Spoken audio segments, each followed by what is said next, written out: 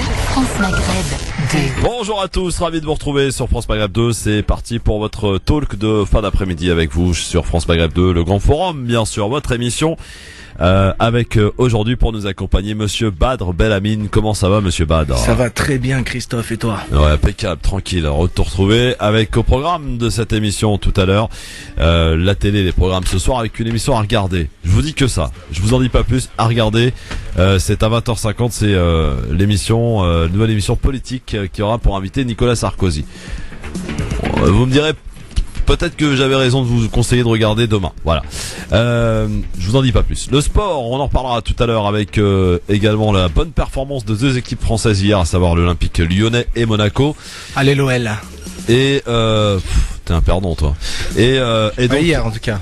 Oui, pas hier, mais bon. Ce soir, entrée en liste donc de Saint-Etienne et de Nice pour la petite Coupe d'Europe, l'Europa League. Nous y reviendrons tout à l'heure avec Ralph Pesceni. Et puis le clin d'œil d'Amar tout à l'heure à retrouver bien sûr. Et puis tiens, je vous ai une petite surprise tout à l'heure. On s'écoutera un morceau en réponse d'un patron d'une radio plus que fasciste. Vous voyez de quoi je veux parler? Eh bien, Kerry James a fait un morceau, s'appelle Musique de Nègre, et c'est pour répondre aux propos absolument abominables d'un patron de radio à propos du rap. Kerry James, Lino et Youssoupha se sont unis pour répondre à ce monsieur. Donc ça sera tout à l'heure à partir de en fin d'émission pour le coup de cœur. Sinon, justement, en parlant de coup de cœur, quel sera le tien, mon cher ami Badr? C'est une petite musique que j'écoutais aux États-Unis et qui m'a accompagné sur le trajet. Et en Pourquoi Californie. t'étais aux États-Unis, toi? Ah, attends, la classe, hein. Ouais. Tu vois ce que je veux dire? Californie? Ouais. Ouais. Et California Love. Et ça s'appelle. Bon, j'ai pas un anglais aussi exceptionnel que celui de Sophia, mais je vais tenter de le dire. C'est Low the Order. Low the Ghost, Order. yes, Ghost Remix. Ghost Remix, yeah. C'est Deep House. D'accord, c'est très cool. bien. C'est la musique de Jones. Ouais. D'accord. Et puis, bien entendu, dans cette émission, on aura aussi l'invite tranché de Badr. Quelle sera l'invite tranché de Badr aujourd'hui? C'est sur Éric Zemmour. Ah bon? On va lui répondre. Un petit billet, un petit bulletin, une tribune. Très bien. Eh bien, la réponse à Éric Zemmour. Et puis, vous, chers amis auditeurs aussi, vous pourrez évidemment intervenir 08 92 23 99 50 pour nous parler. Par exemple, tiens, vous savez, vous avez suivi un peu la polémique sur le service militaire. Le problème, c'est que l'un des conseillers de Sarkozy, qui est le porte-parole, je crois d'ailleurs, qui parle du service militaire, lui, il l'a pas fait. Il s'est arrangé avec Fillon pour pas le faire. Voilà. On y reviendra tout à l'heure sur cette polémique. On parlera aussi de la campagne électorale aux États-Unis, puisque là, le domaine dans ce moment, c'est la santé. Et Trump qui a sorti son bulletin de santé comme ça en direct pour faire le show, hein, évidemment. On s'aperçoit qu'il est pas en si bonne santé que ça. Hein. Et puis. On parlera aussi de cette de retour des opposants dans les rues de France en ce moment même d'ailleurs à propos de la loi El Khomri, mobilisation sous le signe cette fois de l'abrogation non plus du retrait du texte puisque la loi travail avait été promulguée cet été, vous vous en souvenez bien évidemment. Donc voilà des sujets sur lesquels vous allez pouvoir intervenir au 08 92 23 99 50. Vos messages sur le mobile répondeur 06 18 21 56 41 24 heures sur 24 et puis bien entendu par mail lgf@francemaghreb2.fr. Allez où l'indiscipliné du groupe là? Elle attend sa place. Bon, installe-toi, vas-y. Sa place. Sa place, elle est là. Non mais elle attend sa place, madame telle la princesse, j'imagine. Bon, Sophia, c'est bien que tu parles devant un micro, c'est quand même mieux quand on fait de la radio. Voilà. Vas-y. Il faut que je rende sa place. Non mais je rêve. Non, maintenant, madame va faire des caprices. Elle fait des caprices, pour de vrai. Bon, puisqu'elle veut pas parler, je vous donne la question du jour aujourd'hui. C'est à propos de l'ouverture du premier centre de radicalisation qui va ouvrir ses portes fin septembre dans l'Indre-et-Loire. On vous demande ce que vous en pensez. Et tous les avis seront lus tout à l'heure. Sophia, si elle veut bien en tout cas, parce que vous savez, voilà, c'est comme ça. Hein, tu connais un peu le monde des princesses, mon cher ami Badr. Oui, j'adore. T'adores? Oui. Ouais, ça dépend quand. Hein. Allez, tout de suite on va commencer et écoute bien Badr, le zapping tout de suite puisque je vais te demander de réagir par rapport au zapping dans un instant, c'est parti. Le zapping, les meilleurs moments qu'il ne fallait pas rater à la télé, à la radio, sur internet avec Alain Juppé. On sent qu'on est en pleine campagne des Républicains à l'occasion des primaires des 20 et 27 novembre prochains. Et les sondages semblent se resserrer, en effet, entre Alain Juppé et Nicolas Sarkozy. Alain Juppé, invité à réagir justement à ce resserrage des écarts dans les sondages. Je suis tout à fait lucide, on peut citer des tas d'exemples où les sondages se sont trompés. Mais enfin, il paraît que je devais être balayé l'année dernière, que je devais être balayé au mois de septembre. Je suis toujours là, vous voyez, je suis heureux d'être devant vous. La campagne ne fait que commencer. Je vous rappelle que ce soir, donc, Nicolas Sarkozy sera l'invité exceptionnel de France 2 dans la première émission politique ce soir présentée par David Pujadas et Léa Salamé. Passons maintenant à la réponse sanglante de Rachida Dati à Éric Zemmour. Encore une question. Ce matin, Éric Zemmour vous a reproché d'avoir appelé votre fille Zora un prénom musulman, dit-il, qui n'est pas selon lui en adéquation avec l'histoire de France. Qu'est-ce que vous lui répondez? Qu'il se fasse soigner, je pense. Je pense que c'est pathologique, non? Au bout d'un moment, qu'est-ce que vous voulez que je réponde à ça? Il n'y a rien d'autre à dire.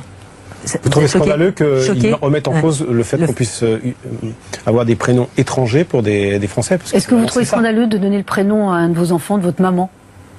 Non, mais je vous parle par rapport à ce que dit Éric Zemmour. Je vous réponds par rapport à... J'ai adoré maman, qui est disparue trop tôt. J'ai une petite fille, je l'ai appelée comme maman. Voilà. Comme font des millions de Français. Et comme ça arrive tous les jours. Voilà, donc c'est pathologique, donc je le plains. Voilà pour la réponse donc à Éric Zemmour. Passons maintenant à un bel exemple. Ça se passe au Canada. Le Premier ministre canadien rencontre les musulmans. Est parti à la rencontre des musulmans dans une mosquée le jour de l'Aïd. C'est vraiment pas en France que ça va se passer, Et leur a adressé un message en commençant par le fameux Salam alaikum. Salam alaikum.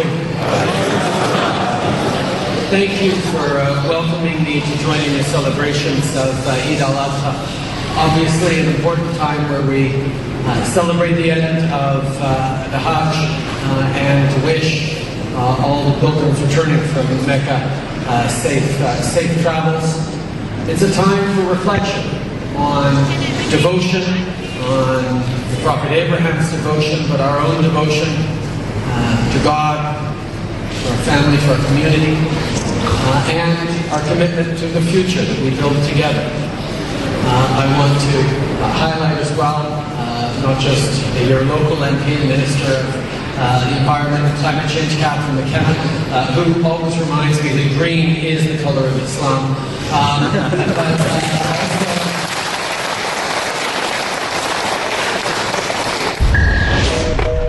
Voilà, extrait d'un discours, donc je le rappelle, prononcé par le Premier ministre canadien qui s'est déplacé donc dans une mosquée à l'occasion de l'Aïd pour formuler ses vœux. C'est vraiment pas en France que ça va arriver. Allez, on va terminer sur une note un peu humoristique avec Geneviève de Fontenay, invitée à réagir et à parler de Nabila. Je compte sur vous pour être le plus sincère possible face à ces meufs. Donc, première photo, s'il vous plaît. C'est pas Nabila? Tout à fait. Ah oui, alors elle a la poitrine farcie.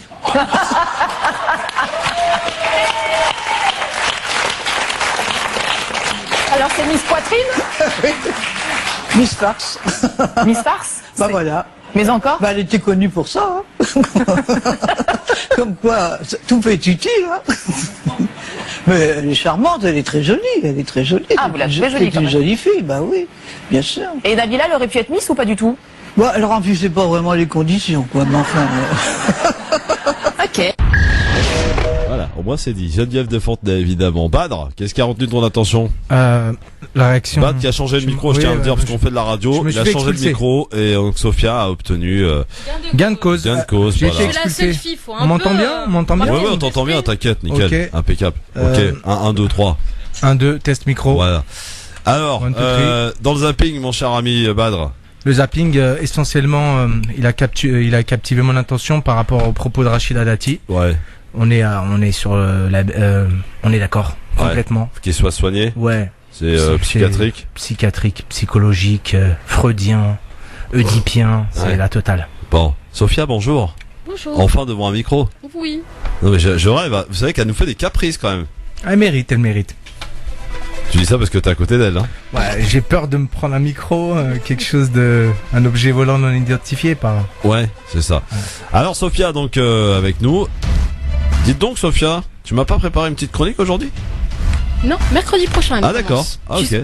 Tu spoil. D'accord. Parce que Sophia va nous faire des petites chroniques, attention. Hein. Ouais, Sophia va aller se balader dans tout Paris. Ou spoiler? Spoil. Ah, parce que je Mais tu écris ça spoiler. Ouais. Très bien. Bon, après ce petit cours de sémantique, on va dans un instant évidemment avec vous, auditeurs, auditrices, 08 92 23 99 50, vous accueillir bien sûr par mail lgf@francemaghreb2.fr ou sur le Mobi. On écoutera d'ailleurs un petit message, celui d'Abdel, 06 18 21 56 41 24 heures sur 24 pour y poster votre message. Donc la question du jour, Soso, c'est évidemment par rapport au premier centre de déradicalisation, qui va ouvrir ses portes fin septembre dans l'Indre-et-Loire, et on vous demande ce que vous en pensez. Tout simplement, donc vous commentez sur la page Facebook France Maghreb 2. Et bien entendu, on lira tous vos commentaires en direct. Sophia s'en chargera, si elle le veut bien, parce qu'elle peut nous faire des caprices encore. Ça va, je relèverai pas. Non, tu relèves pas, mais tu dis oui ou non, quoi. C'était pas un caprice, c'est ma plage. Je suis devant l'ordinateur et je suis au taquet pour les commentaires. Il n'y a pas marqué ton nom. Si tu regardes bien, c'est la cour de récré. C'est vrai, il est pratiquement 16h30. Vous êtes bien sur France Maghreb 2. Badr Melamine est avec nous et je vous annonce demain qu'on sera 100% filles demain.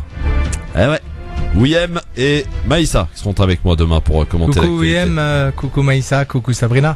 Ah oui, Sabrina, elle sera avec nous mardi, Sabrina. Voilà. Merci d'être avec nous sur France Maghreb 2. La team du Grand Forum, elle est là. Elle se congratule. Et elle est là et elle se... D'après ce que j'ai entendu hier, elle s'auto-flagelle. Elle s'auto-flagelle, ouais, c'est absolument. J'ai entendu j'ai lu aussi des propos sur la page. Ouais. Comme quoi on était là... Comment dirais-je, à se lancer des fleurs. Voilà, c'est ça. T'étais plein d'égo. Oh, c'est les aigris qui parlent comme ça, t'inquiète. Ouais. C'est voilà. C'est où je les mets, moi, les aigris? Non. Là. Avec Badr Melamine aujourd'hui, qui est avec nous jusque 18h. Badr, il est là. Voilà. Ouais, parce que vous faites des arrangements entre amis là, avec le micro là. Hein. Ah ouais, là, c'est compliqué là. Voilà. Bon, c'est bon là? Ouais, très bien, c'est réglé là. C'est réglé, impeccable. La question du jour, on vous la rappelle évidemment, cette question aujourd'hui qui est à propos du premier centre de déradicalisation qui va avoir le jour en Indre-et-Loire fin septembre. Qu'en pensez-vous?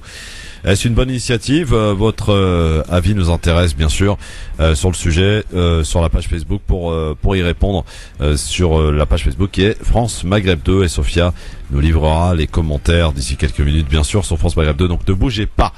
08 92 23 99 50 si vous voulez nous rejoindre ici, commenter l'actualité avec nous, pas de problème. lgf@francemaghreb2.fr par mail ou sur le Mobi répondeur aussi 06 18 21 56 41. Justement, on va aller écouter un petit message signé Abdel.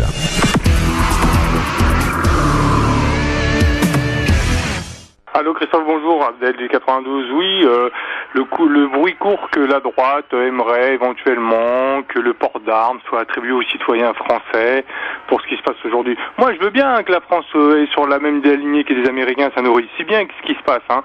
C'est très bien.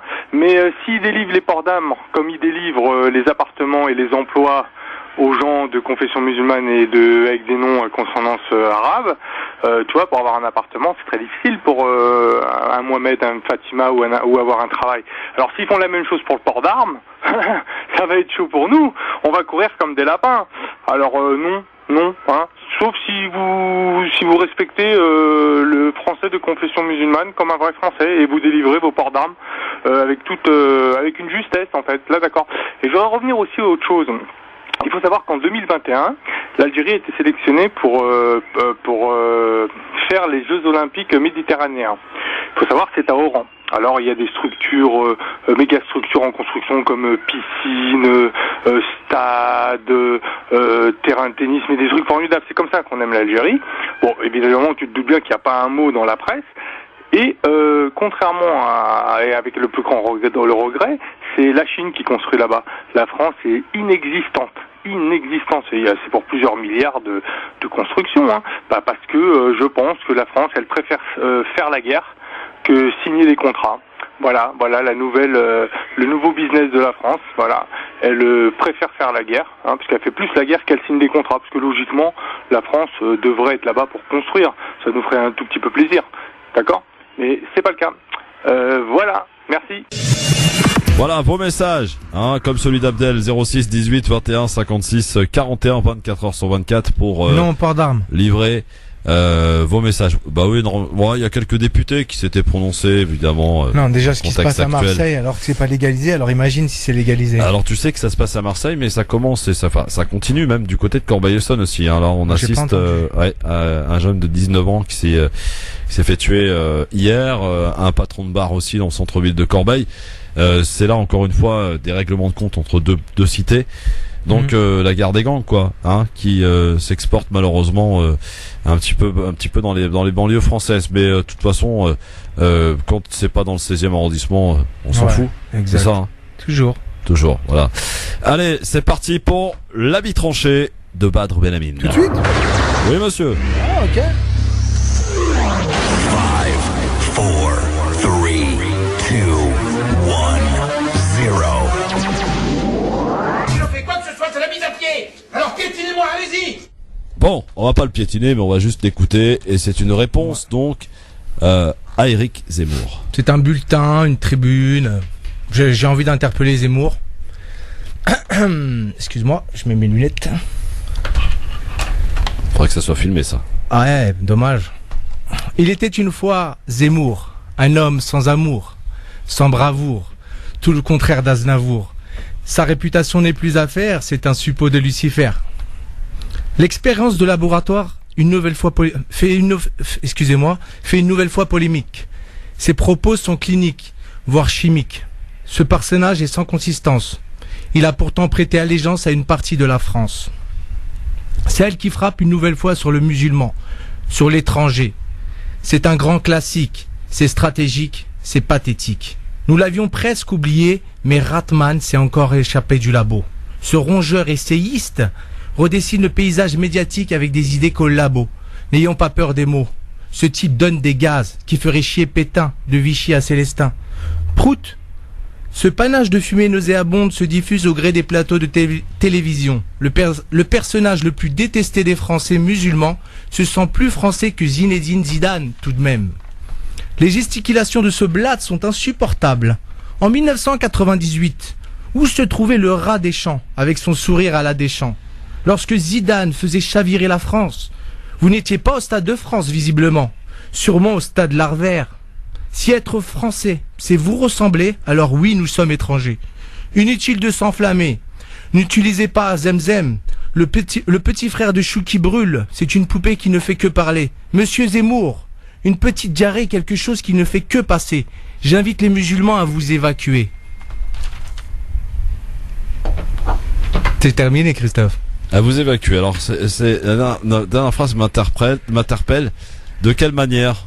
Je suis pas médecin, mais tu sais, quand on a une petite diarrhée comme ça, on a tendance à s'inquiéter, mais voilà, il faut partir aux toilettes. Et puis, moi, j'invite les gens à ignorer Zemmour, parce qu'on fait beaucoup de pubs à Zemmour. Et c'est ce qu'ils recherchent. Il sait où taper, il sait où frapper, et puis c'est quelqu'un qu'on devrait tous ignorer. Voilà. Eh bien, vous pouvez nous donner votre avis sur l'avis tranché de Badr Belamine. Vous l'avez trouvé incisif, à la hauteur des... J'ai quelque peu bégayé, excuse-moi, parce que Zemmour. Ah ouais, j'ai écrit, j'ai fait un brouillon. Non, je pense que c'est Sophia qui t'a perturbé. Non, ouais, un petit peu aussi, parce qu'elle m'a pris ma place, mais j'ai pas raffé mon œuvre dans le métro. Comment Qu'est-ce que tu dis? On t'entend pas. Parle plus fort. Voilà. Merci Sophia. C'est la guerre. Qu'est-ce qu'il y a Sophia? T'as des comptes à régler? Ah, aucun. Je dis juste, je précise, je remets les compteurs à zéro. Ouais. C'est ma place, ça le restera. Ok, ça marche. Voilà. Bon, après que cette place ait été réglée, donc non, mais en fait, voilà. on est bête pour discuter pour une place. Bah oui, c'est bien ce que je suis en train de prouver aux gens. Mais non. Pourquoi? Faut qu'on tape la place de Christophe. Mais non, c'est la meilleure, c'est la place du boss. Moi, bah justement. Moi, j'ai prêté allégeance à Christophe, hein, comme Zemmour a fait pour une partie de la France. Donc moi, je conteste pas la suprématie de Christophe. Je suis désolé, je vais devoir te prendre ta place. Voilà. Bon, 08 92 23 99 50, bien sûr, pour nous appeler, pour commenter l'actualité avec nous. LGF@francemagab2.fr, mobile répondeur 06 18 21 56 41. Dans l'actualité d'aujourd'hui, bien sûr, des frappes israéliennes contre la bande de Gaza. L'armée dit avoir riposté à un tir de roquettes palestiniennes vers le sud d'Israël, qui n'avait pas fait de victimes. Mais en l'occurrence, du côté palestinien, il y a eu des blessés, beaucoup de blessés. Donc pour ces 5 frappes un petit peu partout dans la bande de Gaza, une nouvelle fois, l'armée la plus morale au monde a frappé. une population enfermée, ciel, terre et mer, une prison à ciel ouvert. Badr, les choses continuent sans que personne s'en émeut finalement. Jamais, c'est une situation qui perdure comme tu l'as dit et puis ça va continuer. Malheureusement. Hélas. Sans que personne ne bouge, le petit doigt. Moi personne. Voilà. Il n'y a pas d'intérêt en fait. Peut-être s'il y avait des mines d'or ou de diamants ou autre, peut-être que... Mais non, hélas, c'est comme ça. Dans l'actualité aussi, donc Hillary Clinton qui reprend sa campagne aujourd'hui après sa courte convalescence, après sa pneumonie, son malaise de dimanche en marge des cérémonies du 11 septembre. Le médecin de la candidate démocrate à la Maison Blanche vient même de lui délivrer un certificat d'aptitude à la fonction présidentielle. Et cette question de la santé des candidats continue donc d'occuper les esprits. C'est ce que l'on a pu constater et encore écouter cette nuit avec son mari aussi qui était là. Et je suis ravi de pouvoir remplacer Hillary. Elle l'a si souvent fait pour moi. Il est bien temps que je lui rende l'appareil. Bill Clinton, donc c'est pas mal. Hein. C'était Bill. C'était Bill. Ah non, mais là, c'est... Non, mais tu te rappelles du scandale de la Maison Blanche. Oui. Et quand même, c'est vrai que le couple, il est resté soudé, uni. Voilà. C'est ça. En tout cas, voilà, il est venu à sa rescousse après Barack Obama hier. Bill Clinton donc plaisante, il arrive à bien c'est ce qu'il a dit aux militants rencontrés donc dans le Nevada, ça s'est passé, mais la controverse sur la santé de la candidate donc démocrate et celle de son adversaire n'est pas éteinte, et ce n'est pas d'ailleurs seulement sur leur état général que les débats vont bon train, mais sur leur manque de transparence.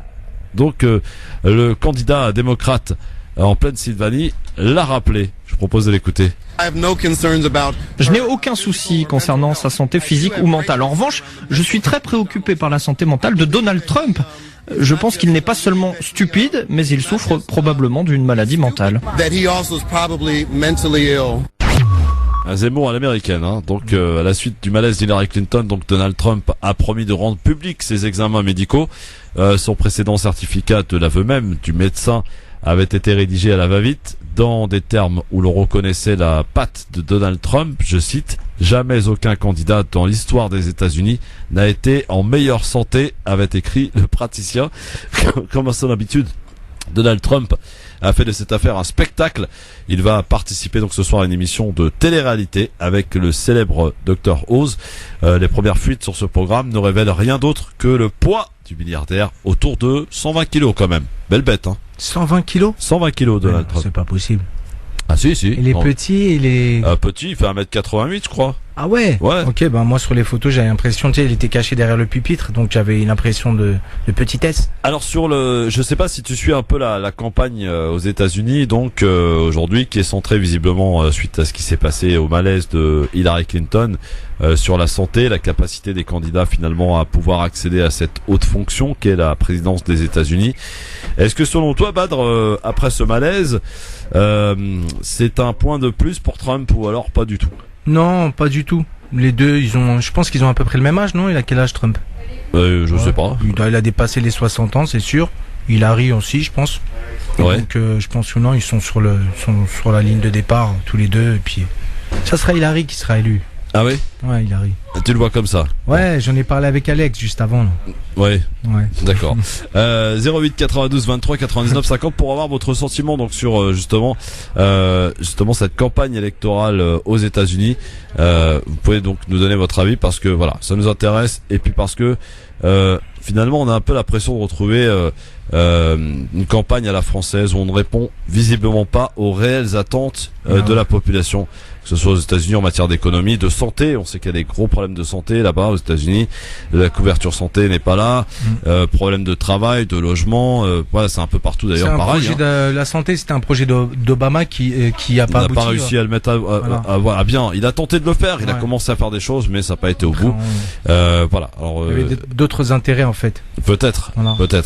Effectivement. En tout cas, votre avis nous intéresse. N'hésitez pas à nous le donner dans l'actualité donc de cette campagne Hillary Clinton, Donald Trump, qui est quand même considéré comme par beaucoup là-bas aux États-Unis, mais même hors outre-Atlantique, c'est le fait qu'il quand même ce soit quelqu'un de pas tout à fait net quoi dans ses propos, dans sa manière de faire, dans sa provocation à outrance en permanence.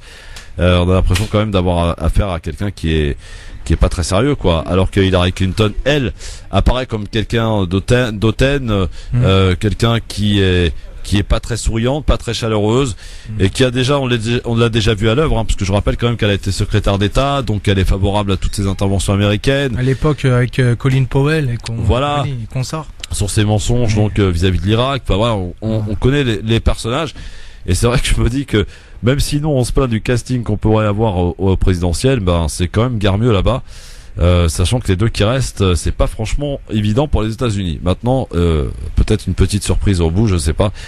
Quelles qu'en seront les conséquences, si c'est l'un ou l'autre, eh bien, ça risque quand même d'être, de toute façon, pas très brillant pour les États-Unis. Qui, autrement dit, je vous le redonne cette info, on vous l'a donné hier, les États-Unis, même si les relations sont pas très très bonnes en ce moment avec Israël, mais a quand même attribué une aide record à Israël, une aide militaire record de 38 milliards de dollars. 38 milliards de dollars, c'est colossal, c'est du jamais vu. Donc depuis que les États-Unis, c'est-à-dire aident Israël, c'est-à-dire depuis le début. Donc voilà, 38 milliards de dollars. Et je crois qu'il faudrait 12 milliards pour éradiquer la faim dans le monde. Pendant une année, au moins. Et 12 milliards, on les trouve jamais, c'est étrange. Par contre, on les trouve pour faire la guerre, pour acheter des armes, pour faire les Jeux Olympiques. Aussi, voilà. C'est ça. Vous pouvez nous donner votre avis, bien sûr, qui nous intéresse dans cette émission, avec Badr Belamine qui est avec nous et en direct sur France Maghreb 2. On va se marquer une petite pause et dans un instant, on va poursuivre. On aura un invité aussi à 17h. On va parler d'une pièce de théâtre que Sophia a été voir, donc on en parlera avec elle. Une pièce de théâtre, c'est sympa le théâtre. Bien moi. Voilà. À suivre donc sur France Maghreb 2, à tout de suite. Le grand forum avec Badr Belamine, il est avec nous aujourd'hui sur France Maghreb 2. Soyez les bienvenus avec notre invité dans un instant. On va parler d'une pièce de théâtre qui se joue au théâtre du Passager à, c'était Ménilmontant, c'est ça? Sophia, coucou. La pièce de théâtre? Oui, c'est ça, voilà. Métro Père-Lachaise. Voilà, Métro Père-Lachaise. On accueillera donc le metteur en scène, mais aussi acteur, puisqu'il est acteur dans sa propre pièce. Dans un instant, on va avoir une belle idée de sortie pour aller passer un bon moment. Sophia l'a vu, elle pourra nous dire tout à l'heure. Mais pour l'heure, on va lui demander par rapport à la question du jour que l'on vous pose sur Facebook, France Maghreb 2, à savoir l'arrivée du premier centre de déradicalisation en France dans l'Indre-et-Loire, prévu fin septembre. Qu'en pensez-vous? On lit tous vos commentaires en direct, Sophia. Qu'en disent nos auditeurs? Lamia, bonjour. Encore faudrait-il savoir ce qu'ils entendent par radicalisation et surtout où commence-t-on à le devenir? Selon eux, être un musulman qui prie, va régulièrement à la mosquée ou porte un voile, c'est déjà un signe de radicalité. C'est là que nos chemins se séparent et que le muet parle au sourd qui n'entend rien. C'est si joliment formulé. Béatrice, moi je dis non. Pas la peine de stigmatiser et de discriminer des prisonniers. Parce que c'est sûr, il y a des doutes sur eux qui vont être chargés, entre guillemets, à la Guantanamo. La honte encore. Ahmed qui nous dit, il faut ouvrir un centre de débanquisation pour faire fermer les comptes à l'étranger. Nos politiques sont malades. Il faut commencer par faire fermer tous ces sites internet radicaux tels que, je ne citerai pas le nom, qui polluent l'esprit de notre jeunesse. Mohamed, très bonne idée pour y mettre Abdel Zemouri pour qu'il arrête de dire des bêtises sur les juifs. Fafa, avant tout, faudrait chercher à éliminer cette formation de radicalisation. Où sont ces écoles et ces professeurs en France pour les éradiquer et les expulser car ils nous font très très mal. Et enfin, Rachida qui dit Badr, ta tribune était au-dessus de ce petit monsieur pas gentil, pour pas dire autre chose. Je rejoins complètement tes dires. Et oui, ça fait du bien quand t'as évacué. Ouais, c'est clair. On est d'accord. Merci Sophia, à tout à l'heure. Reste avec nous parce qu'on va accueillir quelqu'un que tu connais dans l'invité du jour, puisque on va parler maintenant d'une pièce de théâtre, une petite idée de sortie avec Samir qui est avec nous. Bonjour Samir. Bonjour, ça va? Ça va très bien, bienvenue en direct sur France Maghreb 2. Samir, tu es metteur en scène mais aussi acteur dans ta propre pièce de théâtre qui s'appelle Mariage arrangé. Alors avant de te laisser la parole, juste avoir les impressions de Sophia qui a été voir le spectacle. Ah mais je survalide, c'est vraiment un moment convivial, familial, tu rigoles et il termine cliché sur cliché. Donc c'est une pièce visiblement qui reprend les clichés et vous en jouez quoi. Voilà, c'est un peu ça. Ouais, alors mariage arrangé, c'est ça se joue quand et est-ce que tu peux nous faire un peu le speech? Ouais, bien sûr. Alors en fait, le mariage arrangé, c'est l'histoire d'un mec qui s'appelle Karim. Ouais. C'est un mec qui a grandi en France. sa culture, en fait, tu vois, la culture de ses parents, qui est de culture maghrébine, il la connaît pas du tout, il parle pas l'arabe. Religieusement, bon, bah, il pratique pas, il connaît rien de l'islam. Et en fait, il a un mode de vie assez, bon, on va pas dire particulier, mais un peu dans le cliché de l'occidental, un peu coureur de jupons, un peu fêtard. Et en fait, ce petit Karim, il va lui arriver une galère, c'est-à-dire que sa grand-mère va tomber malade et sa dernière volonté, c'est que son petit-fils puisse se marier. Ouais. Donc voilà, il va subir les pressions familiales et du coup, il va se retrouver marié à une fille qu'il ne connaît pas. Elle s'appelle Leïla et ça va être une grosse surprise. Mais je peux pas tout dire, voilà, je peux pas trop en dire sur le personnage de Leïla, mais il s'avère que c'est deux personnages totalement différents qui n'ont rien à voir et qui vont devoir cohabiter. Donc voilà. ça promet des scènes un peu cocasses, un peu rigolotes. Voilà. Bah, ça part dans tous les sens, c'est une grosse comédie, donc on rigole du début à la fin. Donc voilà, on parle de mariage, à quoi pourrait ressembler un mariage arrangé à notre époque en France, et puis voilà, sur Paris, quoi, avec nos mentalités. Et puis voilà, il y a l'actualité qui refait surface parce que forcément, voilà, ils sont de culture arabe, ils sont de confession plus ou moins pratiquante, mais voilà, l'islam fait partie de leur culture. Donc on aborde le sujet et puis voilà, bon, ben, l'actualité en parle pas mal aussi, de façon différente, et justement on se moque un peu des clichés de ce que peut dire l'actualité sur cette religion, tu vois, sur l'islam, quoi. C'est ta première expérience, Samir? C'est ma première expérience, mais ça fait 3 ans en fait maintenant qu'on la joue. Donc c'est une pièce qui est plutôt bien rodée. On a fait Marseille, Avignon, Perpignan. On va jouer au Maroc, Inch'Allah, en décembre. Donc voilà, c'est vraiment. Quel est l'accueil du public, bien. Samir? Quel est l'accueil du public? Alors en fait, ça rigole du début à la fin, et en plus c'est un public très varié. Parce qu'on peut croire qu'à la base c'est une pièce communautaire, mariage arrangé, écrite par Samir Salaoui, voilà, avec une pièce pour des rebeux, écrite par des rebeux, mais au contraire, pas du tout. C'est une pièce pour tout le monde, qui parle à tout le monde, qui est pas du tout communautaire, et tout le monde rit en fait.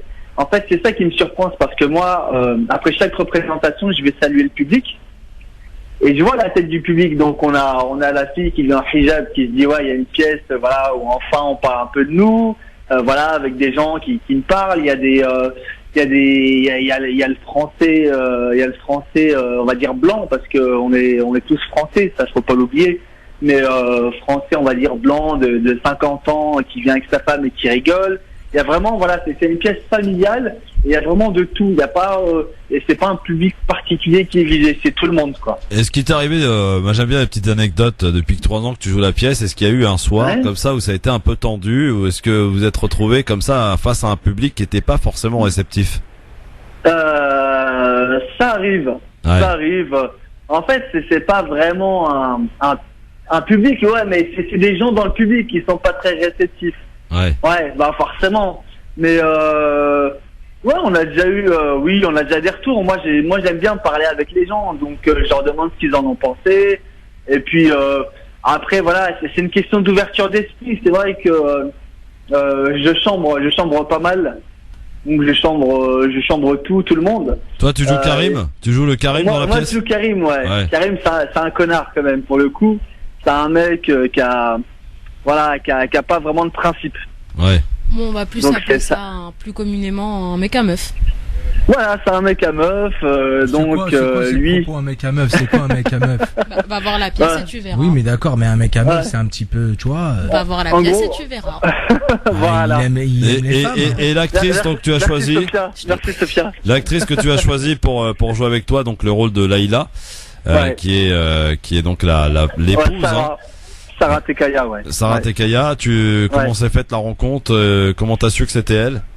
Alors en fait, c'était super compliqué de trouver une comédienne qui va faire du théâtre, qui soit rebeu et qui ait les qualités que je recherche. Ouais. C'est quoi les qualités pour toi d'une bonne comédienne? En fait, pour ce type de comédie, c'est une comédienne qui soit à l'aise avec l'autodérision. Donc, et ça c'est super important qu'une comédienne puisse être grimaçante, puisse faire être ridicule en fait. Donc qu'elle vienne pas pour faire la belle comédienne qui est là, qui est jolie. Non, moi, quoi. Moi ce que je veux, c'est qu'elle se déchire. Donc on a le côté jolie fille parce que c'est une jolie fille, Sarah Tekaya, et en même temps, voilà, elle est super drôle, mais en fait je peux pas trop développer parce que c'est là la surprise. En fait. Développer, c'est-à-dire il y a vraiment par rapport au personnage, c'est-à-dire que c'est ouais. En fait, pour faire simple, elle va faire la misère à Karim. Voilà. La misère. Ah, il va se marier avec une nana qui va lui faire la misère. Voilà. Il y a de l'amour, non ? Il y a de l'amour ou pas entre eux ? Il y a, en fait, ouais. Au début, non, parce que voilà, ils sont complètement différents, donc ils se comprennent pas. T'en as une qui veut lui imposer, en fait, t'as Leïla qui va imposer à Karim sa façon de voir les choses.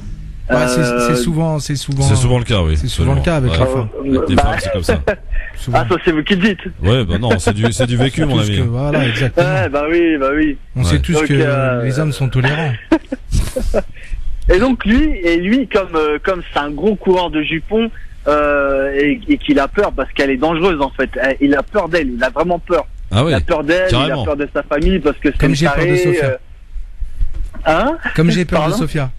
Bah voilà, je crois, ouais, c'est un peu ça, ouais, c'est. Mais ça veut dire donc cette pièce se joue tous les soirs. Donc ouais, alors elle joue maintenant, elle jouait jusqu'à cette semaine tous les mercredis, vendredis, samedis. Ouais. Et comme ça cartonne, on a rajouté le mardi et le jeudi. Du coup, on joue du mardi au samedi à 20h avec une relâche vers les étoiles. Relâche les dimanches et lundi. Voilà, dimanche on va voir la famille quand même. Bah ouais, quand même un peu. Ça se passe au théâtre du Passager. Alors en fait, c'est le théâtre Le Passage, un passage vers les étoiles. C'est dans le 11e quartier populaire, l'arrondissement populaire. Donc c'est le coin où il y a plein de théâtres, où il y a plein de comédies. On est en plein dedans. C'est au 17 Cité Jolie. C'est un beau théâtre. Les prix sont abordables. Ouais, les prix sont abordables, bien sûr. En fait, c'est 10 € quoi. C'est 10 ça va parce que les pièces de théâtre à Paris c'est cher. Ouais, non, on est à 10 € et puis je vous trouve les bons plans. Ouais, est-ce qu'il y a des invites pour nos auditeurs là? Mais oui, mais bien sûr, qu'il y a des invites. Donc avec ça se plaisir. passe, mariage arrangé, ça se passe donc du mardi au samedi soir. C'est au métro Père-Lachaise. Pour réserver aussi, vous avez donc les bons magasins en question, hein, tout ce qui est Fnac et compagnie, on peut réserver ou pas? Bien sûr, alors on est Billet partout. réduc. Les moins chers, ça reste billet réduc. Hein. Ouais. Donc faut pas hésiter à aller sur le billet réduc et à vous appeler pour avoir des invitations. Mais ça vient. Bien sûr, alors. Est-ce qu'on peut emmener la daronne? C'est quoi, il y a pas mal de darons rebeux qui viennent et qui rigolent. Ouais. Et qui rigolent. Parce qu'en fait, il y a des scènes où, en fait, il y a des doubles, comment t'expliquer? Il y a des feintes, comme on appelle ça. Donc, il y a des scènes qui peuvent paraître choquantes, mais il suffit d'attendre la chute et tu te rends compte que c'est pas ce à quoi tu pensais, tu vois.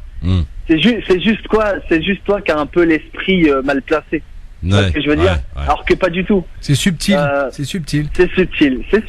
Voilà. Bon, on va aller voir ce que ça donne. Hein. Donc ça se passe donc du mardi au samedi soir du côté du métro Père-Lachaise au théâtre Le Passage. Pour réserver, donc c'est 10 € sur billet réduc et sur tous les bons distributeurs. Oui, je t'en prie, Samir. Juste remercier juste deux partenaires qui m'aident pas mal pour ma promo parce que quand tu viens de nulle part, c'est super compliqué de faire parler de toi. C'est super compliqué quand tu viens pas du Jamel Comedy, tu vois. Donc déjà, je tiens à remercier Sophia. Merci d'être venue et grâce à toi, je peux en parler à la radio, ça c'est cool. C'est pas donné à tout le monde. Et puis bien sûr, Mayada des Desperate Desdarbes qui fait de la com et puis Gazelle Magazine aussi qui font des quiz. Voilà, donc c'est sympa, c'est cool et merci encore. Je t'en prie et puis donc n'hésitez pas à aller voir donc la pièce s'appelle Mariage arrangé. Mais dis-moi là quand t'as écrit cette pièce, tu t'es basé sur du vécu de quelqu'un que tu connais ou de toi, je sais pas d'ailleurs. Exactement. En fait c'est un pote, c'est exactement ça, c'est un pote qui s'est marié avec une fille du bled en fait. Ouais. Il la connaissait pas, voilà, et on avait la trentaine. Le mec il commençait à se poser des questions, du coup Du coup, il nous a annoncé qu'il allait se marier avec une fille voilà, de son village. Son patelin. Bah ouais, c'est ça. Et mais au final, ça se passe super bien. Ils sont heureux. Hein. Est-ce qu'il est venu voir la pièce? Ouais, il est venu voir la pièce sans elle. Sans elle? Ah ouais. Ouais. J'ai une question, Samir, s'il te plaît. Ouais. Et est-ce que aussi la femme de ton ami est bien représentée par le personnage de ta pièce? Non. D'accord. Non. En fait, si tu veux, moi je suis parti me foutre le bordel là. Non, Là, je suis parti de ça, et après je suis rentré dans un délire. Ouais. Parce qu'après j'ai pas mal d'imagination, j'adore rigoler, et voilà, j'aime écrire, et je me suis dit, imagine le mec qui tombe sur une tarée, en fait. Ouais. Ah, ce que je me suis dit, c'est... Lui, il est plutôt bien tombé, Karim, pas forcément bien, voilà. Voilà, c'est ça. Enfin, en premier, dans les premiers temps. Le problème, Christophe, j'interviens, c'est qu'il y a pas mal de gens qui pensent faire une bonne affaire en demandant à maman, est-ce que tu peux me trouver une cousine, j'arrive pas à me marier, et puis bam. Bah oui. Et la surprise, elle arrive une fois en France, hein. Voilà, c'est... Bah oui. Parce que si tu t'arrêtes à des photos, un physique, peut-être que oui, tu vas la trouver jolie. Ouais. Mais c'est pas tout. Tu te rends compte, et c'est là que tu te rends compte que voilà, bah, bon, c'est pas rien, c'est pas négligeable, mais c'est pas tout. Du coup, ta pièce en 3 mots, Samir. La pièce en 3 mots. Des adjectifs. Oh mon Dieu. Rire, énergie et divertissement. J'aurais dit détente, mais ça se rejoint. Ouais, j'avais les mêmes mots en ouais. tête. J'avais les synonymes en tête. Bon, cool. Eh bien, on ira voir ça. En tout cas, ça fait du bien de rire un peu, surtout en ces temps un peu compliqués, difficiles, dans un climat franchement pas terrible. Donc, allez rigoler un petit peu. Ça se passe donc du mardi au samedi soir au théâtre Le Passage, métro Père-Lachaise. Le titre de la pièce c'est Mariage arrangé, écrit donc par Samir Salawi, et qui joue d'ailleurs dans sa propre pièce le rôle de Karim. Allez voir ce mariage arrangé. Merci. Salut à toi, Samir. À très bientôt. Ciao, à bientôt. Voilà, donc faut aller encourager parce que c'est bien, c'est des gens qui ont du talent, et puis si Sophia valide, bah on valide, hein. Bien franchement. sûr, je valide, et je trouve toujours des bons plans pour la France Maghreb Family. Du coup, on donne la force, respect à lui, plein de bonnes choses, et surtout si on veut se détendre pour pas cher et passer un bon moment, c'est grave le bon plan. Très bien. Eh bien, on a hâte d'aller voir ça, et on compte sur vous aussi pour aller encourager. Donc sur Biréduc, en plus c'est 10 €, donc c'est vraiment pas cher pour une pièce de théâtre. Je sais pas si t'as déjà été au théâtre dans ta vie, mon cher ami Badr. Moi j'ai été. Mais c'est super cher. J'ai été, ouais, c'était avec l'école, je crois, et on était parti voir un truc qui s'appelait Bintou à la Villette. Je m'en rappelle, mais c'était sympathique. J'aime bien le théâtre. Bon, eh ben très bien. Donc voilà des bons plans de temps en temps qu'on vous filera dans cette émission. Demain, on recevra Mister France. Vous savez qu'on parle beaucoup des Miss, on parle jamais des Mister France. Et en plus, à défaut d'être Mister France, il a surtout des choses à dire. C'est quelqu'un qui en a dans la tête, ce qui est peut-être différent des Miss. C'est qui? C'est Samir Benzema? Non. Je t'ai ramené une Miss la dernière fois. Peut-être pas Miss France, mais Miss de sa région, et elle en avait dans la tête. Hein. Ouais, mais elle était pas Miss France. Oui, mais elle en avait dans la tête. Ouais. C'est pas parce qu'on est joli qu'on est bête. Puisqu'on est dans la culture, je vous propose d'y rester, Badr et Sophia, pour parler du cinéma algérien. C'est une jeune génération de réalisateurs qui a réussi à faire parler d'elle. Ils ont entre 30 et 40 ans. Leurs films sont sélectionnés dans de grands festivals internationaux, mais pour s'en sortir, il faut faire avec la réalité du secteur. En Algérie, le cinéma est complètement réglementé, financé par l'État. Il existe des délits d'atteinte aux symboles de l'État, et l'austérité frappe de plein fouet les budgets de la culture. Des sujets donc abordés la semaine dernière à Béjaïa lors des rencontres cinématographiques. Leïla Berato, la journaliste de RFI, a réalisé ce reportage que je vous propose d'écouter pour la rédaction d'RFI. Voilà, je pense qu'on peut commencer. Ce jour-là, les rencontres cinématographiques de Béjaïa ont dû annuler une projection. Le documentaire qui parlait de la campagne présidentielle de 2014 n'a pas eu d'autorisation de diffusion, car selon le ministère, il porte atteinte au symbole de l'État. Les critères d'attribution d'autorisation sont régis par la loi sur le cinéma de 2011. Et pour Abdenour Ochiche, responsable du festival, pour protéger le cinéma algérien, c'est de cette loi dont il faut discuter. Aujourd'hui, on parle du visa culturel ou du visa d'exploitation parce que c'est ça qui se pose. Mais il y a beaucoup d'autres questions, notamment liées au financement, liées aux autorisations de tournage. Quand cette loi a été présentée devant le Parlement, la corporation ne s'est pas organisée pour la débattre. Mais je crois que c'est possible, ne serait-ce que d'ouvrir une discussion, un débat sur cette question. Mais une deuxième contrainte s'impose désormais aux réalisateurs. La chute des prix du pétrole a fait fondre les revenus de l'État. Le ministère de la Culture a demandé à toutes ces institutions de diviser leur budget par 2. Il y a donc moins d'argent pour le cinéma. Hassan Ferrani, 30 ans, réalisateur de documentaires, estime que cela peut aider en partie à améliorer la qualité de la production. Pendant des années, on a donné beaucoup d'argent à des gens et ces films sont restés dans des tiroirs. Il y a des films qui ont besoin de plus d'argent. Les commissions doivent faire très attention à qui elles donnent d'argent parce que pendant des années ça a été un gaspillage monstre. Par exemple, si aujourd'hui ils me disent il y a plus d'argent, c'est pas pour ça que j'ai décidé de faire du cinéma, c'est pas juste pour avoir ces budgets-là. Je m'arrêterai pas de faire des films. Mais face à l'austérité, certains s'inquiètent de l'avenir de l'industrie du cinéma dans son ensemble, comme Tahar Chikaoui, spécialiste du cinéma de la Méditerranée et président de l'association Archipel Images. La situation actuelle n'est déjà pas normale, comparée à celle du Maroc et même à la situation en Tunisie. Elle est déjà pas bonne du tout. Si en plus on va encore couper dans le budget alloué au cinéma, évidemment que c'est une menace. Le cinéma ne se porte pas bien en Algérie. Dans son ensemble, le cinéma, c'est une industrie, c'est des salles, c'est des lois, un système de production.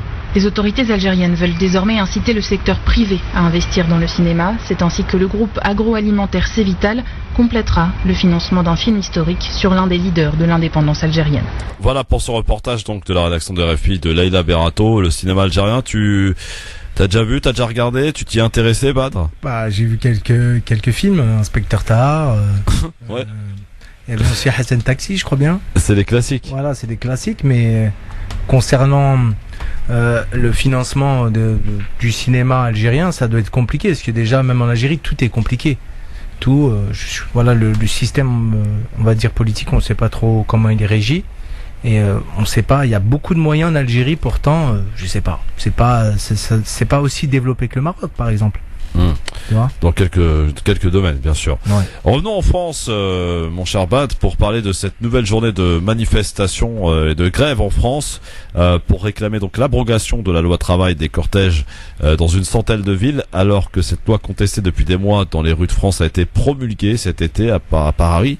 Le cortège est parti depuis 14h de la place de la Bastille pour rejoindre celle de la République.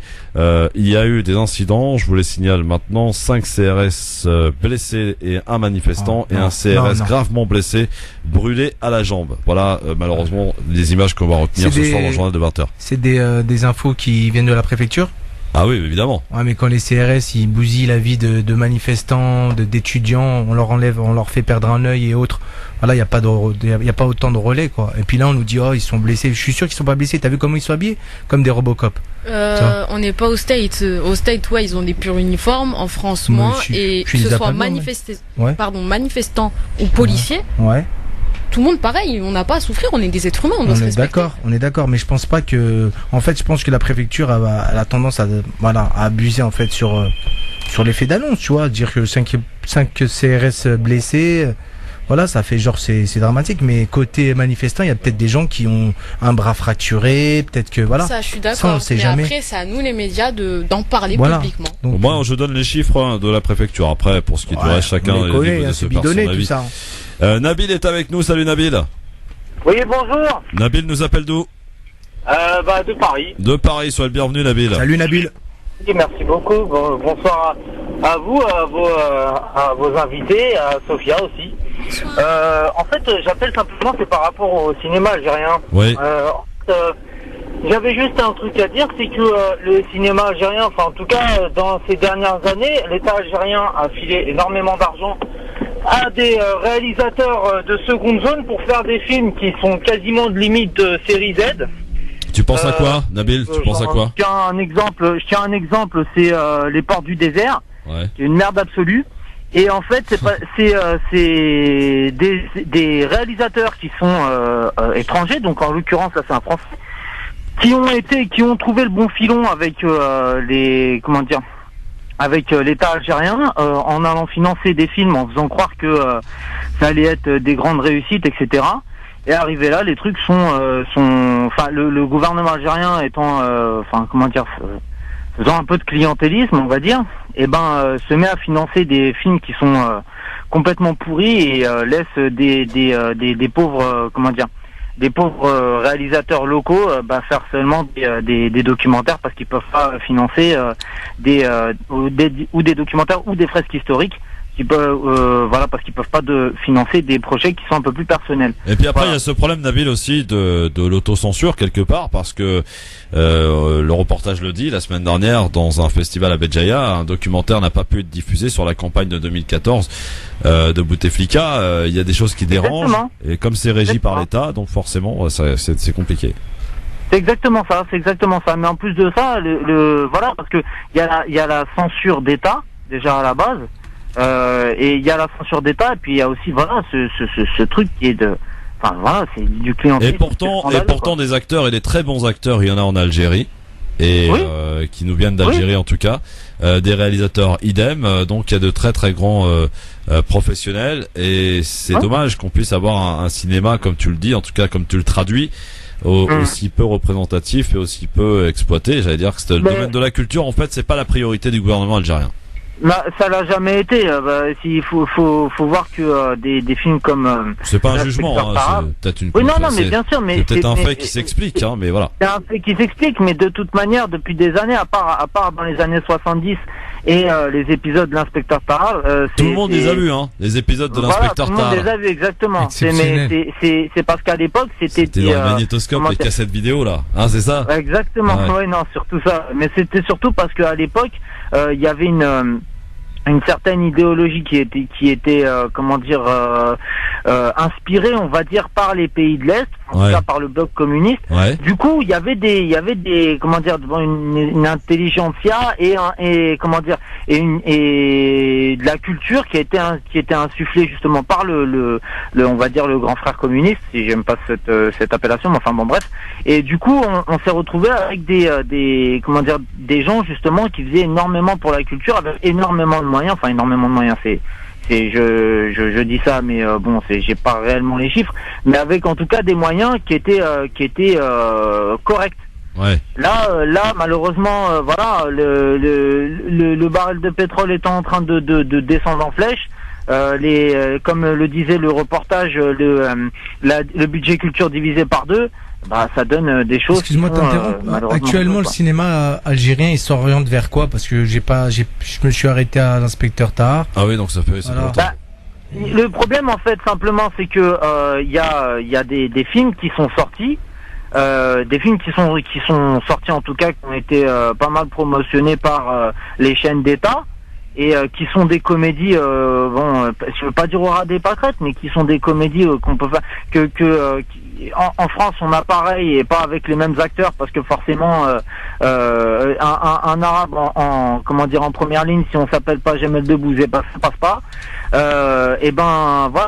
Ça donne des choses comme ça, et malheureusement c'est pas des très bonnes comédies.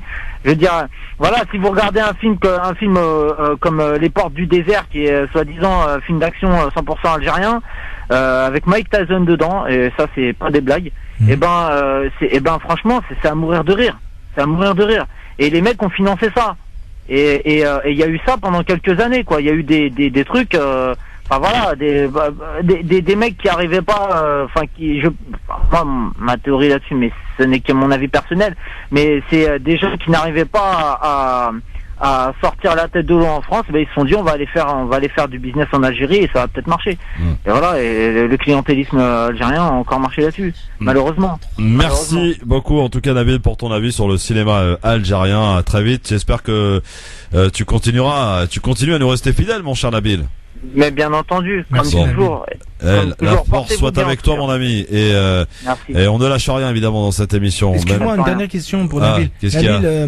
Je sais que le cinéma indien, il est très développé, par contre, en Algérie. Ils sont friands des comédies. Oui, mais ça existe depuis très longtemps, parce que déjà, tout le Maghreb... Ou le cinéma égyptien aussi. Le cinéma, les films égyptiens, la télévision algérienne. Et fan de Bollywood, et la preuve, il y a jusqu'à il y a pas longtemps, je sais pas s'il existe toujours, mais il y avait un festival au Maroc, un festival du film indien. Et il y avait eu j'ai oublié le nom de cet acteur très connu indien, qui était venu, on lui avait carrément on lui avait donné un prix parce que voilà, c'était pour toute sa carrière, quoi. Merci Nabil. Le cinéma indien, ça a toujours bien marché au Maghreb, donc voilà. À très vite et reste-nous fidèles et on ne lâche rien. Salut Nabil, ciao. 08 92 23 99 50. Vous voyez que vous avez la parole, amis auditeurs, auditrices, dans cette émission. Pas de problème. 08 92 23 99 50. 08 92 23 99 50. Par mail aussi, lgf@francemaghreb2.fr et puis par le biais du mobile répondeur aussi. C'est un numéro qui coûte pas cher, là vous pouvez y aller, c'est un portable, donc on a tous des abonnements illimités ou presque. 06 18 21 56 41. En plus l'avantage c'est qu'on peut appeler de l'étranger pour y poster et y laisser un message, parce que oui, on nous écoute à l'étranger. Oui, il y a un ami à moi qui nous écoute depuis Pattaya. Et il s'appelle Farid et il peut appeler, il peut laisser un message. Voilà, 00 33 6 18 21 56 41. Voilà, je vous l'ai fait dans le bon ordre et dans le bon sens, c'est nickel. Dans un instant on va aller à Cisco, ça te dit quelque chose? Cisco, le chanteur? Non, pas du tout, la Corse, où s'est produit, produit un drame cet été. Oui. Le procès à la demande d'une partie donc voulait délocaliser, sauf que la justice a dit non. Voilà, donc ça se fera dans un climat très tendu. Donc en Corse, on y revient dans un instant, et votre avis nous intéresse aussi sur cette affaire qui a empoisonné, encore une fois, l'été de tous les Françaises et Françaises que nous sommes tous. Cette histoire de Cisco autour d'un burkini et d'un affrontement entre deux familles. À tout de suite. Le grand forum, on est là sur France Maghreb 2. Bienvenue à vous, que vous soyez d'ailleurs de Paris, en province, à l'étranger, pour nous écouter. J'espère nous apprécier. Bon, je sais qu'il y en a qui aiment pas, hein, mais on peut pas plaire à tout le monde, comme on dit. Plaire à tout le monde, c'est plaire à... L'essentiel, c'est d'être naturel et être nous-mêmes. Ça, c'est important. Exact. Dans cette émission, en tout cas, l'authenticité règne, et la liberté aussi, qui a des limites, bien sûr. Dès lors que l'on ne dépasse pas certaines choses, qui est la diffamation, le racisme, l'appel à la haine, tout ça, ça n'a pas lieu d'exister ici. En tout cas, on n'en veut pas. On sait qu'il y en a d'autres ailleurs, mais c'est pas la peine de venir la porter ici. Et puis de toute façon, on répond souvent aux imbéciles par le silence. Donc, on va rester silencieux 2 secondes.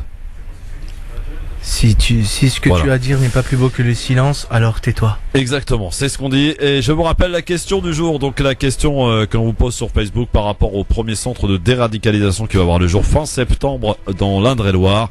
Qu'en pensez-vous, tout simplement? Est-ce une bonne idée, une bonne initiative que de s'intéresser à ceux qui se font embrigader et à ceux qui, comme ces 3 gamins mineurs de 15 ans, ont été arrêtés, qui apparemment ont projeté de commettre une attaque sur le sol français? Eh bien, vous nous appelez pour nous dire, et surtout répondez à la question sur Facebook France Maghreb 2.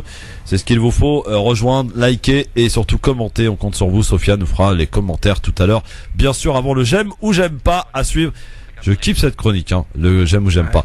Dans l'actualité, on continue de feuilleter, et je m'excuse auprès d'un auditeur qui s'appelle, je crois, j'ai perdu le prénom, qui était en attente, qui n'a pas pu rester avec nous, qui nous rappelle évidemment, il sera le bienvenu. Alors je voulais vous parler de Cisco, et pas de dépaysement pour justement Cisco, pour le procès de Cisco, cette bagarre qui s'était produite le 13 août dernier sur une plage de Haute-Corse.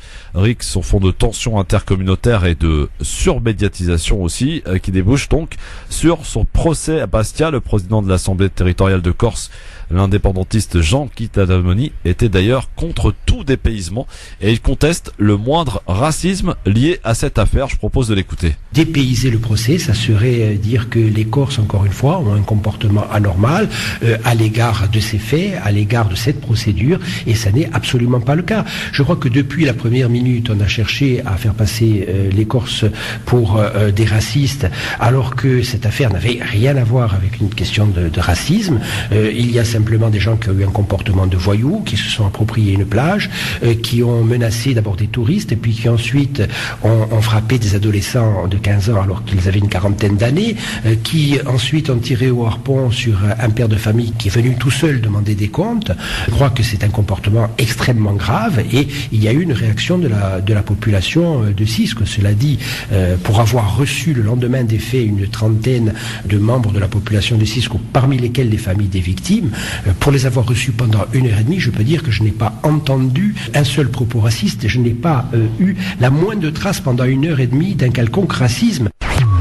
Voilà, c'est Jean-Guy Talamoni, donc qui exprimait son propos. Là, on a bien senti en tout cas qu'il prenait parti. Ah, bien sûr. Hein, parce que pour lui, les voyous, ce sont effectivement ces franco-marocains qui étaient visés, bien sûr, puisqu'il s'agissait d'une famille franco-marocaine qui était donc sur cette plage privée. Tu crois à ça vraiment?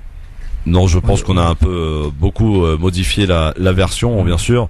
On sait que en Corse, ça je n'apprends rien à personne, ils aiment pas trop tout ce qui est maghrébin. Hein.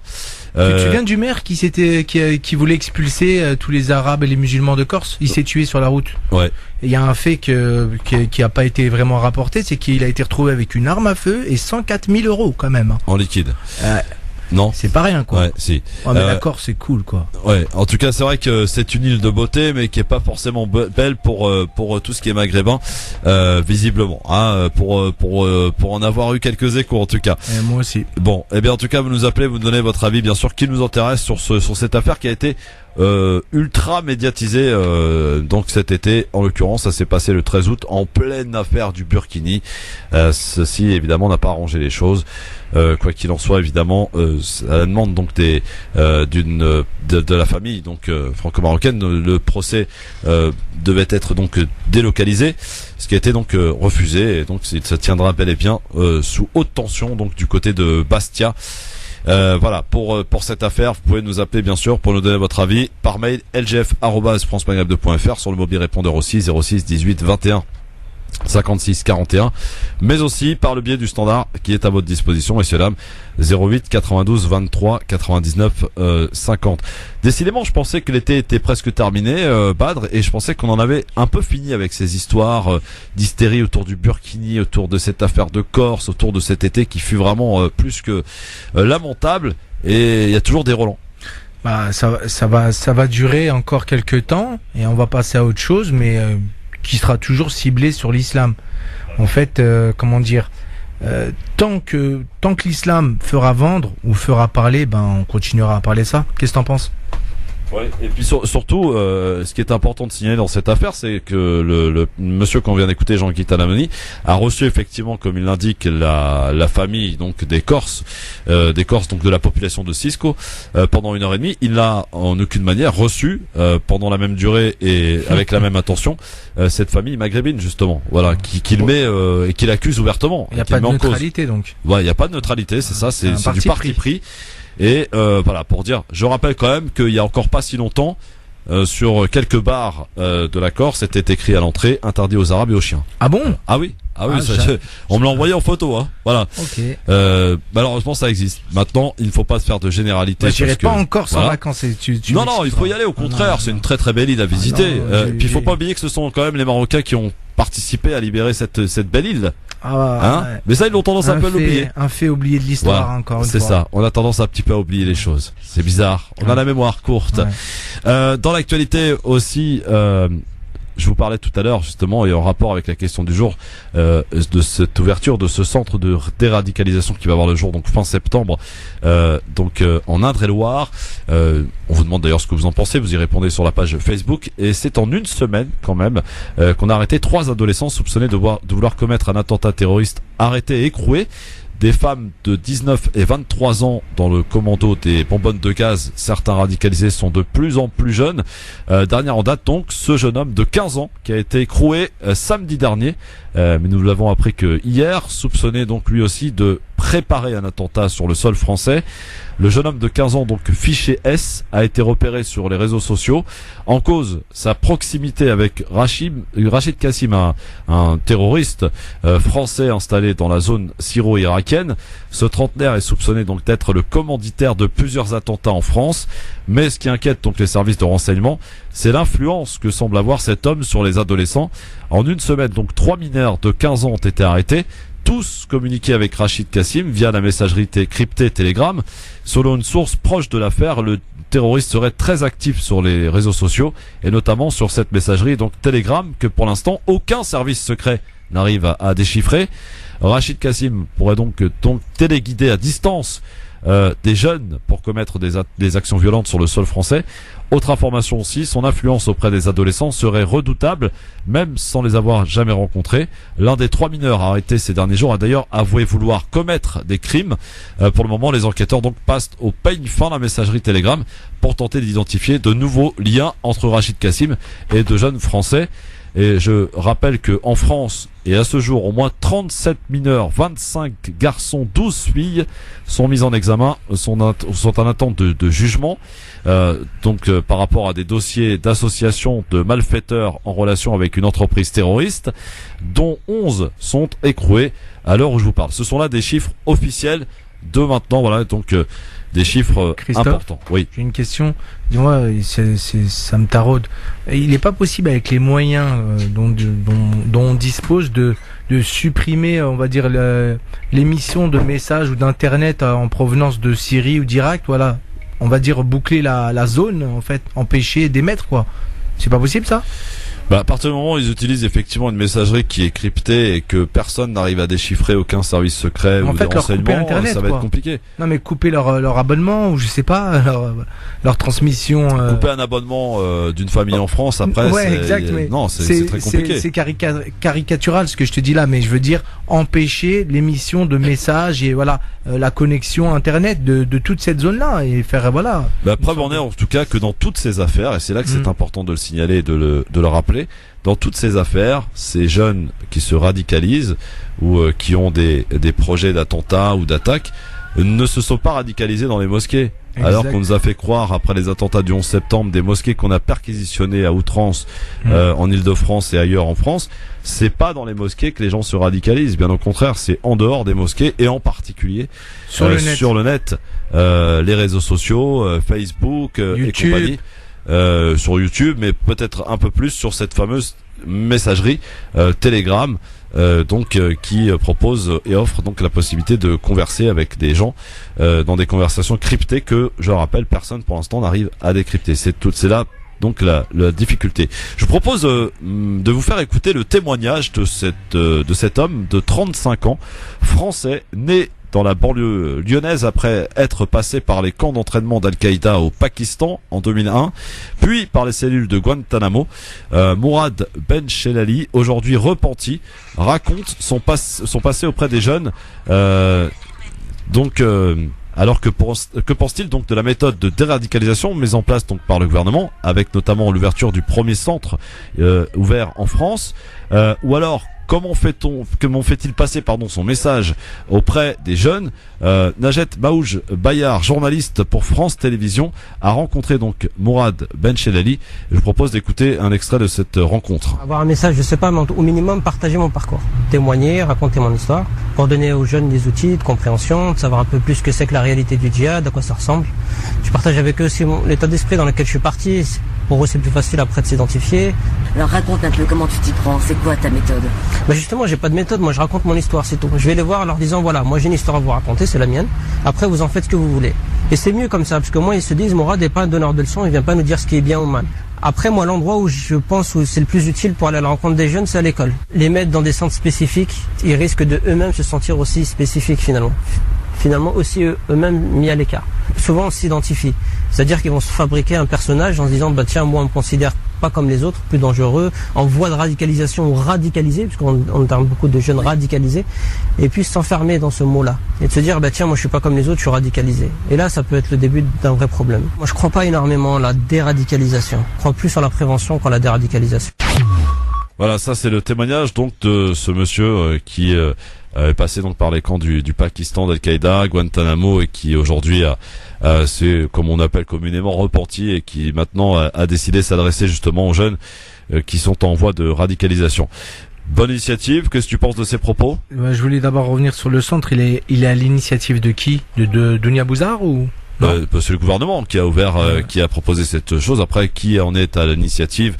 Peut-être que Dounia Bouzar en fait partie, mais il y a d'autres personnes qui ont été sollicitées pour essayer de monter ce fameux centre de déradicalisation pour ouvrir ce premier centre. Alors est-ce que ça sera effectivement efficace? Comment va être détecté justement ceux qui se radicalisent? De quelle manière et comment va-t-on les mettre dans ce centre? C'est là aussi toutes les questions qu'il va falloir poser. peut-être à Dounia Bouzard, mais à d'autres aussi personnes en question. J'espère qu'on aura l'occasion de le faire. À propos de ce monsieur, donc ce témoignage. Après, comme j'ai bien aimé ce qu'il a dit, sa démarche paraît sincère. Et il dit aux gens qu'est-ce qu'il a vécu lui personnellement. Il n'a pas la prétention de, comment dirais-je, de les déradicaliser. Mais peut-être par le fait de raconter son histoire, ça peut permettre à certaines personnes de voir qu'ils sont sur le mauvais chemin. On va passer, si vous le voulez bien, avant de continuer l'actualité, de la feuilleter, de la commenter, de la décrypter avec vous, chers amis auditeurs, par le coup de cœur du jour. France Maghreb 2, le coup de cœur. Alors c'est un coup de cœur musical que souhaite nous proposer, nous offrir Badr Belamine qui est avec nous aujourd'hui. Est-ce que tu peux nous présenter ton coup de cœur, lors de mon voyage aux États-Unis l'année dernière, j'avais édité une playlist et puis j'étais tombé par hasard sur YouTube sur ce morceau-là et puis j'ai tout de suite été conquis. Ça, c'est entraînant, c'est doux et la voix aussi. Alors Badr, ton coup de cœur. Avoue que c'était du lourd. Non, c'est pas mal, j'aime bien. Pas mal, c'est entraînant. Voix sympathique.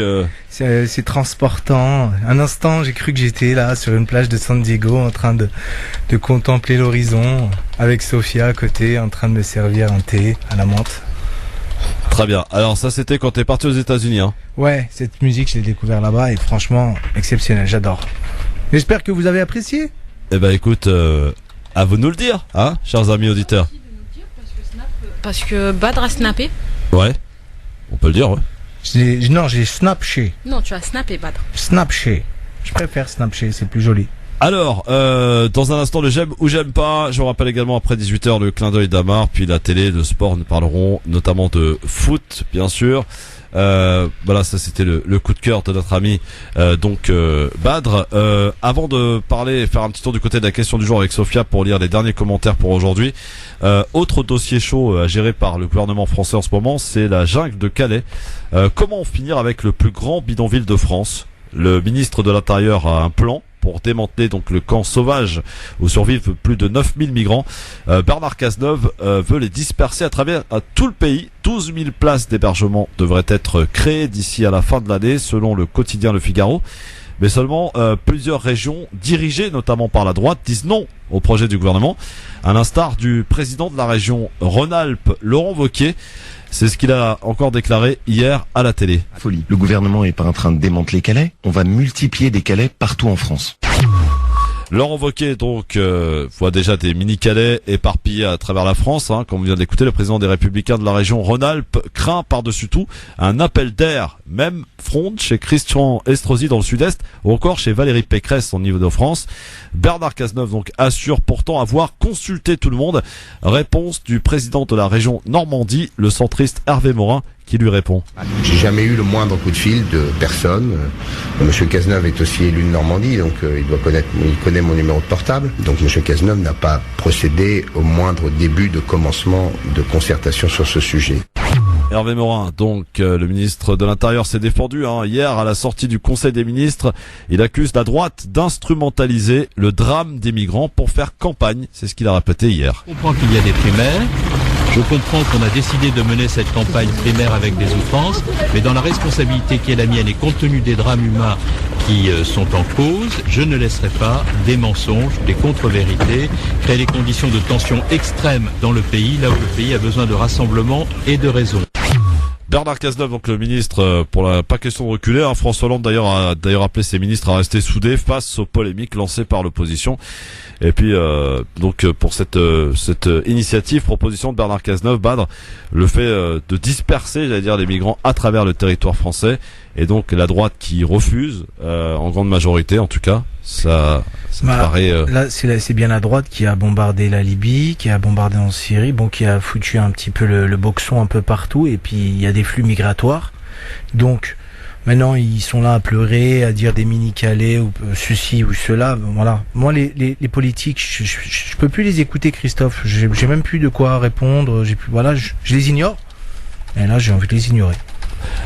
Un dernier petit mot, Badr, amis auditeurs, pour refermer d'ailleurs cette saga politique, on peut l'appeler ainsi, française. C'est le genre d'escarmouche qui se multiplie en période d'élection.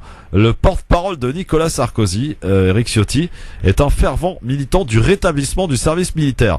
Pourtant, le journal Le Canard enchaîné révèle qu'Éric Ciotti ne l'a pas effectué et il s'est fait exempter car sa femme était enceinte.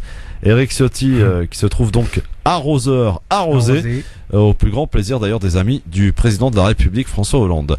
Petite info, et puisqu'on en est à parler de Nicolas Sarkozy, je vous rappelle qu'il sera ce soir l'invité de la première émission de politique Nouvelle Formule, présentée donc par Pujadas et Léa Salamé sur France 2 ce soir à 20h50. Ma chère Sophia, par rapport au centre de déradicalisation, qu'en pensent nos auditeurs? Commentaires concernant la question. Très bien. Eh bien, vous pouvez continuer à commenter, bien sûr, sur France Maghreb 2, la page Facebook. Dans un instant, le j'aime ou j'aime pas.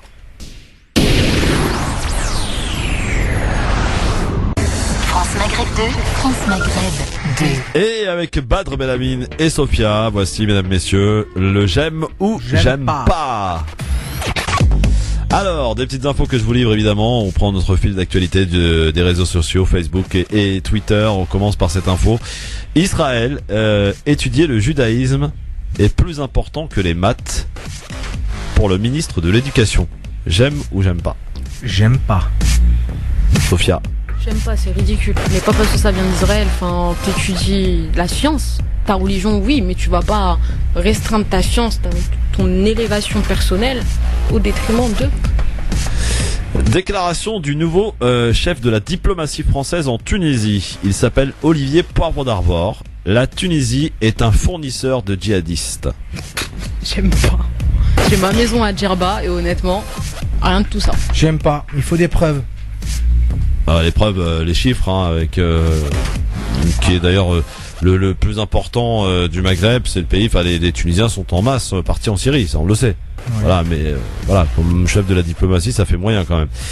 La Confédération africaine de football pense à faire jouer la Coupe d'Afrique des Nations 2017 donc au Maroc plutôt qu'au Gabon. Super. Étant donné donc l'instabilité politique du Gabon.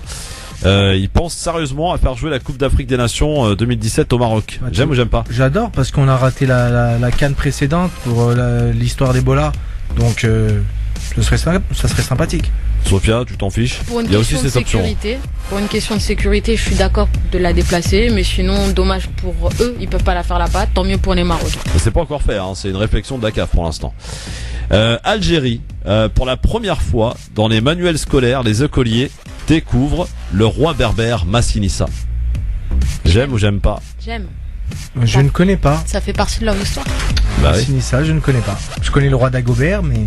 Alors celui-là, je suis sûr qu'elle va l'aimer, Sophia. Tati, le magasin Tati vient d'ouvrir sa première boutique au Bled.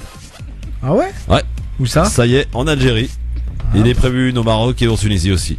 Pourquoi je devrais aimer juste? Je sais pas, voilà. J'aime. Allez, ils ont toujours les sacs roses là, façon Louis Vuitton. Ça fait très longtemps que je suis pas là. Retour aux sources et dédicace à Rimka s'il nous écoute. Voilà. Et puis la dernière petite info, ça se passe également en Algérie. Alors là, écoutez, durant les 2 jours de l'Aïd, plus de 1200 personnes ont été blessées suite à la mauvaise manipulation des couteaux et des haches. Rien que dans la wilaya d'Alger, ces chiffres. 1200 blessés. Des haches pour une mise à mort? Ouais, pour les moutons. Ouais, mais pas une hache quand même, Christophe. J'aime. C'est marqué couteau et hache, donc voilà. J'aime le fait qu'ils se soient blessés parce qu'on perd la tradition en fait, le respect de la. Bon, je dis pas que c'est mal fait, hein, mais c'est plus comme avant. Ouais, ça fait beaucoup quand même. 1200 personnes se sont blessées. Je peux en profiter pour passer une petite annonce concernant la maltraitance des moutons pendant cette fête. Je trouve ça un petit peu aussi débile de snapper des moutons avec des lunettes, avec des baskets, les mettre dans votre véhicule, mettre du joule et compagnie. C'est pathétique, c'est un animal qui va être sacrifié, on lui doit quand même un peu de respect quoi. Alors c'est pas une chose, c'est un être vivant. Non, c'est bon enfant, mais j'aime pas, c'est déplacé. Tu n'aimes pas, tu précises que ouais, mais je pense ne pas être le seul, même si je défends les animaux, c'est vrai, mais je suis pas comme Brigitte Bardot, non, faut pas tuer les moutons, mais un minimum de respect vis-à-vis de l'animal. Je suis contre leur maltraitance, oui, je vois pas le mal en fait. Le mal, pas à se moquer d'eux, mais tu penses que Sophia, parce qu'il va être sacrifié, certes. Oui. Mais pas pour être sacrifié, pour rappeler que le prophète a. D'accord. Bon, il y a toute l'histoire. Tu penses que le mouton n'est pas stressé quand il voyage en voiture. Tu penses que le mouton il n'est pas plus stressé dans un coffre de camionnette? Bon, les écolos vont aller ranger là. Mais Christophe, et ton avis à toi? Mon avis n'importe que peu, mais bon, moi de toute façon. Tout ce qui est animal, je m'en approche pas. Plus. Non, mais sérieusement, moi les moutons, je les kiffe. Quand ils ramassent la pelouse, pas qu'ils sont, voilà, ils sont vivants. Mais de voir un mouton se faire tuer, pour moi, c'est juste pas possible. Donc voilà. Exact. Après, Toute vie est précieuse. bah oui, y compris celle des moutons. Voilà.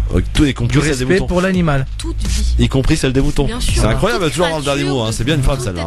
Hein. Incroyable. Bon, Badr, merci. Je voulais juste dire à Sabrina qu'elle me manquait. J'attends son retour avec impatience sur le plateau parce que je m'ennuie un petit peu tout seul. Je commence à être très inquiet de cette affaire entre toi et Sabrina. Ah non, il y a rien. Ah, je ne sais pas. Sophia, il va falloir que t'enquêtes, s'il te plaît. Non, ça ne me concerne Je vous pas. garantis Par Non, mais contre, Christophe, Oui. si je peux prendre 30 secondes juste pour faire un big up à Dimitri qui nous écoute pour la première fois, et j'espère que la nouvelle édition du Grand Forum lui a plu.